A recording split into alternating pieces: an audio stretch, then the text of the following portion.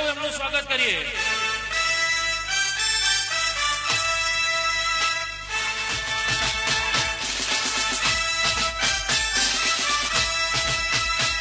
Stage પાસેથી ધક્કા મૂકી ન કરશો. આપણા મહેમાન આપણી વચ્ચે આવી ગયા છે.